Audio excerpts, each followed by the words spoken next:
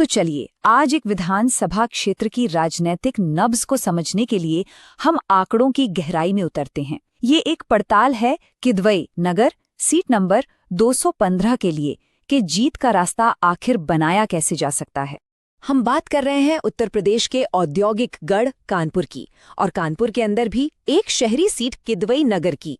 किसी भी सियासी रणनीति को बनाने के लिए सबसे पहले वहां की जमीनी हकीकत को समझना पड़ता है।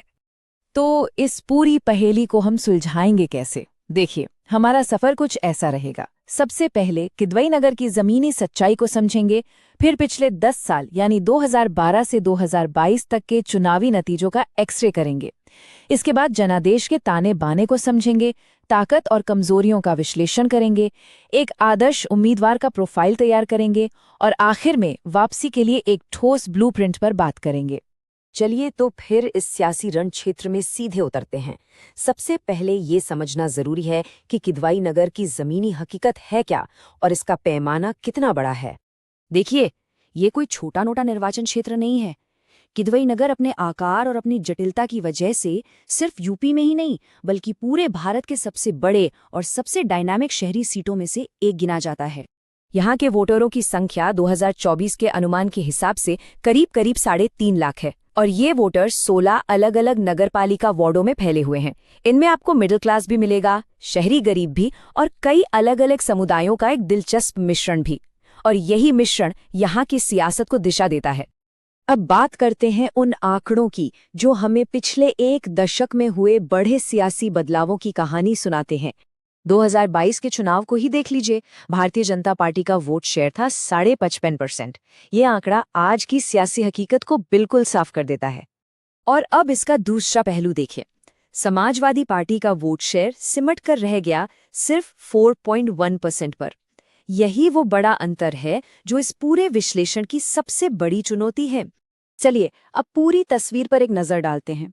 ये आंकड़े एक बहुत ही साफ ट्रेंड दिखा रहे हैं कि मुकाबला अब सीधा 2 पार्टियों के बीच होता जा रहा है और तीसरी ताकतें हाशिए पर जा रही हैं। और आप देख सकते हैं कि बीजेपी की जीत का अंतर लगातार बढ़ता ही जा रहा है। एक और बड़ी दिलचस्प बात है, वोट डालने वाले लोगों की संख्या लगातार बढ़ी है, और चुनावी इतिहास ये बताता है कि जब भी टर्नआउट बढ़ता है तो फायदा अक्सर उसी पार्टी को होता है जिसका जमीनी संगठन ज्यादा मजबूत होता है।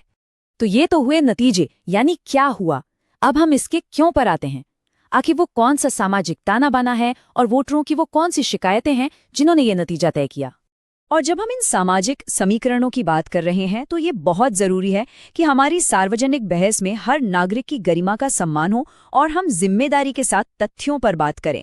जैसा कि आप देख सकते हैं, इस क्षेत्र की जो अपनी खास जाति और डेमोग्राफिक बनावट है वही राजनीतिक वफादारी और रणनीतियों की नींव रखती है। ये टेबल बहुत कुछ कहती है। ये दिखाती है कि लोगों की जो रोजमर्रा की दिक्कतें हैं, कभी पानी नहीं आता, कभी सीवर जाम है, बिजली कटती है, सड़कें खराब हैं, ये सिर्फ परेशानियां नहीं हैं, ये चुनावी मुद्दे हैं जो अलग अलग वोटर ग्रुप्स को सीधे तौर पर प्रभावित करते हैं। तो इन सब शिकायतों का निचोड़ क्या है? एक लाइन में कहें तो नागरिक शासन की गहरी उपेक्षा की भावना। वोटरों के मन में ये बात घर कर गई है कि उन पर ध्यान नहीं दिया जा रहा है। ठीक है, तो अब जमीनी हकीकत और आंकड़े हमारे सामने हैं। अब देखते हैं समाजवादी पार्टी के नजरिए से कि उनकी ताकत क्या है, कमजोरी क्या है और उनके लिए मौके कहाँ बन सकते हैं। तो देखिए, पार्टी की आंतरिक बैलेंस शीट को समझना जरूरी है। एक तरफ कुछ ताकतें हैं, जैसे गरीबों के हक की बात करना जो लोगों से जुड़ती है, लेकिन दूसरी तरफ बहुत बड़ी कमजोरियां भी हैं, और सबसे बड़ी है जमीन पर किसी बड़े जाने पहचाने चेहरे की कमी और बूथ लेवल पर कमजोर संगठन। अब अगर हम बाहर देखें तो मौके भी नजर आते हैं। हो सकता है 2027 तक सरकार के खिलाफ थोड़ी बहुत नाराजगी पैदा हो, लेकिन खतरे भी कम नहीं हैं। बीजेपी की मजबूत चुनावी मशीनरी और वोटों के बंटवारे का डर हमेशा बना रहता है। देखिए, कोई भी रणनीति कागज पर तो अच्छी लग सकती है, लेकिन वो उतनी ही अच्छी होती है जितना अच्छा उसे जमीन पर उतारने वाला हो। तो अब ये समझते हैं कि किदवई नगर में जीत दिलाने वाले उम्मीदवार का प्रोफाइल कैसा होना चाहिए। सवाल यही है, इस पूरे मिशन के लिए, इस संदेश के लिए सही संदेशवाहक कौन है? उम्मीदवार का चुनाव कोई तुक्का नहीं हो सकता। ये एक सोची समझी, डेटा पर आधारित रणनीति का हिस्सा होना चाहिए। ये कोई हवा हवाई बातें नहीं है, ये है डेटा पर आधारित एक तस्वीर। एक ऐसे उम्मीदवार की जो सिर्फ लोकप्रिय न हो बल्कि इस सीट के सामाजिक समीकरण में बिल्कुल फिट बैठता हो, जो स्थानीय हो, जिसकी छवि साफ हो और जो लोगों से जुड़ सके। तो हमने समस्या समझ ली, सही उम्मीदवार कैसा हो ये भी जान लिया। अब आते हैं असली एक्शन प्लान पर, वापसी का ब्लूप्रिंट। इसे हम चतुर्मुख सिद्धांत कह सकते हैं, एक 4 तरफा रणनीति। पहला, एक दमदार कहानी तैयार करना, एक दशक की उपेक्षा की कहानी। दूसरा, एक मजबूत सामाजिक गठबंधन बनाना। तीसरा, हर पोलिंग बूथ पर अपनी मशीनरी को फिर से खड़ा करना। और चौथा, डिजिटल और मीडिया के जरिए सीधे वोटरों तक पहुंचना। और ये सब होगा एक 90 दिन के प्लान के तहत, जिसे 3 हिस्सों में बांटा गया है। पहले नींव रखना, फिर संदेश फैलाना और आखिर में हर एक वोटर को बूथ तक लेकर आना। और हाँ, इस पूरी प्रक्रिया में ये जरूरी है कि हर वोटर की निजता का सम्मान हो और भारत के डेटा संरक्षण सिद्धांतों के तहत हर संवाद उनकी सहमति से ही किया जाए। और आखिर में 4 बातें जो सबसे जरूरी हैं। पहली, उम्मीदवार को हर वक्त अपने इलाके में मौजूद रहना होगा। दूसरी, डिजिटल डेटा को जमीनी कार्यकर्ताओं के साथ जोड़ना होगा। तीसरी, गलत सूचनाओं का तुरंत जवाब देने के लिए एक टीम बनानी होगी।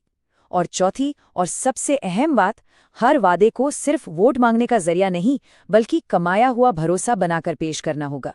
तो आखिरी सवाल यही उठता है कि क्या सिर्फ आंकड़ों और एक अच्छे प्लान के दम पर सालों से जमी जमाई राजनीतिक मशीनरी और वोटरों की आदतों को बदला जा सकता है? ये एक बड़ा सवाल है जिस पर आज की राजनीति को सोचना होगा। यदि आप एक जन केंद्रित नेता बनना चाहते हैं और अपने निर्वाचन क्षेत्र का उत्थान करना चाहते हैं तो blueprintstrategies.ai से mg@blueprintstrategies.ai पर संपर्क करें या 08042041602 पर कॉल करें। राजनीति से परे उद्देश्य।